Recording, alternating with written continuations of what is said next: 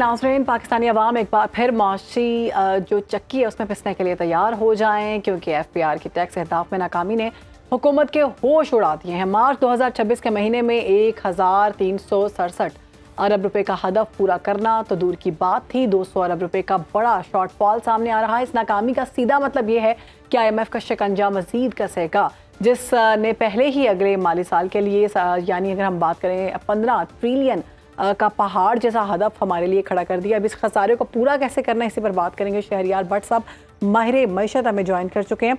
बहुत शुक्रिया आपका शहरियार भट्ट साहब, आप प्रोग्राम में वक्त देने के लिए। शहरियार साहब, कहा यह जा रहा है कि अब अगले महीने जो बिल आएगा मार्च का, इसमें एडजस्टमेंट हो के मजीद पैसे आवाम को बिलों में मजीद भारी बोझ देना पड़ेगा और उसके बाद ये सिलसिला जो है पूरी गर्मियों तक चलता रहेगा, तो कहीं जाकर हम 15 ट्रिलियन का जो एक बोझ है ना वो आम आवाम से लेकर हल कर सकेंगे। ये क्या सूरत हाल है, इस हवाले से बताइएगा। थैंक यू सो मच जी। यकीनी तौर पे काफी मायूसकुन सिचुएशन है, जिस तरह से आपने जिक्र किया कि लॉइन लॉसेज और सर्कुलर डेथ भी बढ़ने जा रहे हैं आने वाले दिनों में, और FBR अपनी नाकुस कारकर्दगी का सारा बोझ जो है आवाम के ऊपर डालने जा रहे हैं।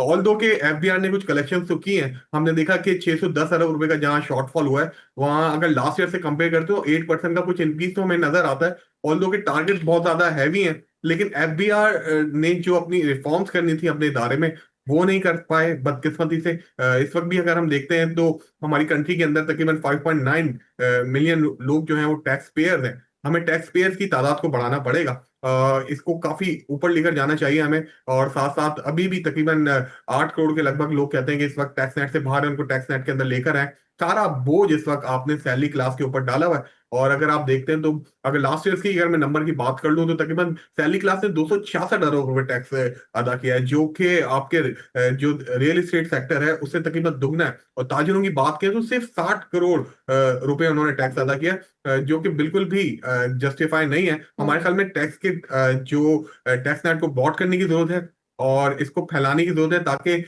टैक्स के अहदाफ को आसान किया जा सके, आम आम के ऊपर कम बोझ पड़े, सैलरी क्लास के ऊपर कम से कम बोझ पड़ सके। शहरियार साहब, ये तो सैलरी का जो जो लोग सैलरी ले रहे हैं, सैलरी क्लास क्या बात करें, जो तबका है वो इंतहाई मुश्किलात का शिकार है। पहले ही सैलरीज जो है पिछले 3-4 साल से बढ़ी नहीं है, और इन्फ्लेशन और जो सूरत हाल पाकिस्तान की हम देख रहे हैं, मशरिक़ वस्ता में जो जंग छिड़ी हुई है उसकी वजह से भी शदीद जो है महंगाई का बहरान हमारे सामने आ रहा है।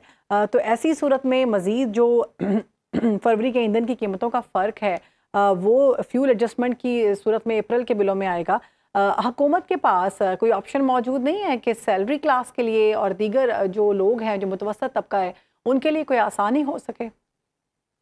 देखिए, अनफॉर्चुनेटली इस वक्त हम IMF के प्रोग्राम में, और अगर आज से 3 साल पहले आपको लेकर जाएं जब मुल्क के ऊपर डिफॉल्ट के खतरात मंडला रहे थे, IMF का प्रोग्राम बहुत जरूरी था। उसके बाद से गवर्नमेंट ने कुछ बेहतर इकदाम भी किए हैं, जिसमें हमने देखा कि अफगान ट्रांजिट ट्रेड के हवाले से कुछ बेहतर इकदाम किए थे।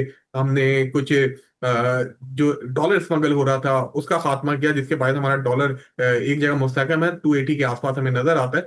लेकिन जहां तक बात की है, जो रिफॉर्म का सिलसिला है, इसको कंटिन्यू ऑन गोइंग प्रोसेस है, इसको आगे बढ़ना जरूरी है। जब तक आप अपना टैक्स नेट बोर्ड नहीं करेंगे, आप सोसाइटी के दूसरे हलकों को आप टैक्स नेट के अंदर नहीं लेकर आएंगे, ठीक आपका मुल्क आगे नहीं चल सकता। ठीक है। आपको छोटी मोटी रिफॉर्म तो कर सकेंगे। अब तक हमने देखा है जो कंट्री खैर साहब, अगर हुकूमत जो टैक्स टू GDP तनासुब बढ़ाने में नाकाम रहती है तो IMF की अगली जो किस्त है वो तो रुक जाएगी। ऐसी सूरत में पाकिस्तान के पास डिफॉल्ट होने का खतरा मौजूद है।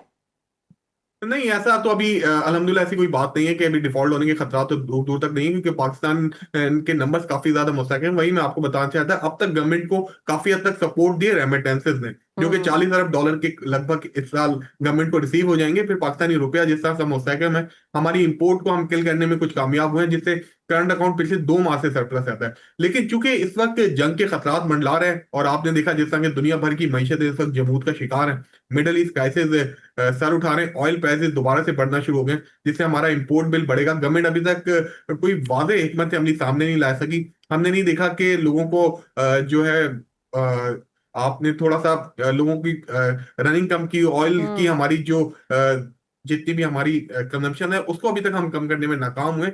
अगर ये चीजें जारी रही तो फिर यकीनी तौर पे मुश्किलात बढ़ सकती हैं। जहां तक IMF का ताल्लुक है, तो हम उनके साथ SLA साइन कर चुके हैं, और कभी इम्कान है कि आने वाले दिनों में पाकिस्तान को ये चांस तो मिल जाएगी, लेकिन अगला बजट बहुत ज्यादा टफ होने जा रहा है। अच्छा, पेट्रोल के हवाले से भी कहा जा रहा है कि 106 रुपये लेवी के बाद कीमतें बढ़ने का खदशा मजीद अभी सर पर मौजूद है। तो कैसी सूरत में महंगाई का एक ऐसा तूफान आ पड़ेगा पाकिस्तान की उस आवाम पर जो पहले ही महंगाई की चक्की में पिस रहे हैं, और हुकूमत को ये सब मामला संभालना मुश्किल नहीं हो जाएंगे?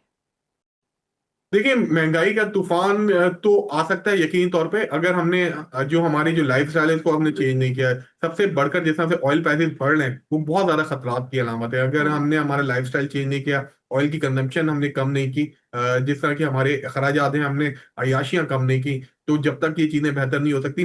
जब ऑयल महंगा होगा तो उसके बाद बिजली की कीमतें भी महंगी होंगी, और स्टेट ऑफ हॉर्मुज बंद होने के बाद से आप देख रहे हैं कि एलपीजी की कीमतों में भी 70 रुपए का इजाफा हुआ है। आज जी जो हाँ। सीपीआई के नंबर आए उनमें 7.3% हम इंक्रीज देख रहे हैं। तो ये चीजें आस्ते आस्ते बढ़ती जाएंगी।